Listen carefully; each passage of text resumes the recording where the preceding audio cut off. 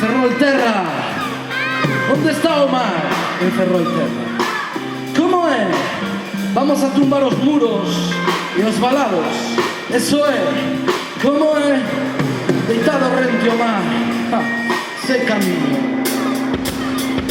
Lingua proletariado meu povo, eu falo porque sí, porque quero, porque me costa, me peta e dá macaña, porque me sai de dentro, al lado fondo dunha tristura ácida que me aprangue ao ver tantos patipos deslegados pequenos me que trepesen raíces, que por a garabata xa non saben afirmarse no amor dos devanceiros. Falará falanai, a fala dos avós que temos mortos de ser, con rostro erguido, mariñeiros, labregos do linguaxe, remollado, pro de reyes sempre. Eu falo porque sí, porque me gosta, e quero estar cos meus, coa xente miña, perto dos homes vos que sofren longo unha historia contada noutra lingua.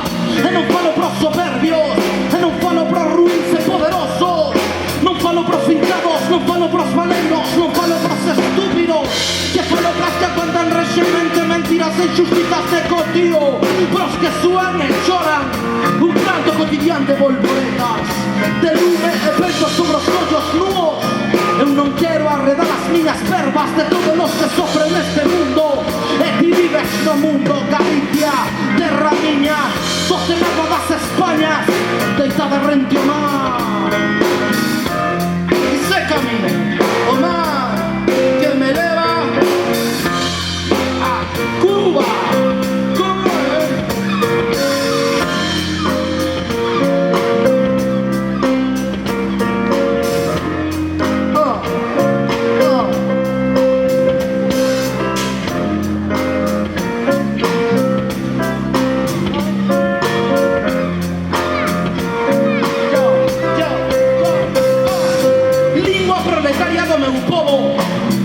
Porque sí, porque me gusta, porque me peta, porque quero, porque me da, porque me sai de dentro, al lado fondo dunha tristura ácida que me aprangue ao ver tantos patupos desleigados pequenos me que trepesen raíces, que por a garapata xa non saben afirmarse no amor dos devanceiros.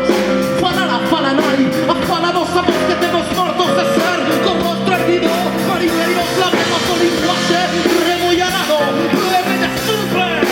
falo porque sí, porque me gosta, e quero estar cos meus, coa xente miña, perto dos homes vos que sofren longo unha historia cantada noutra lingua.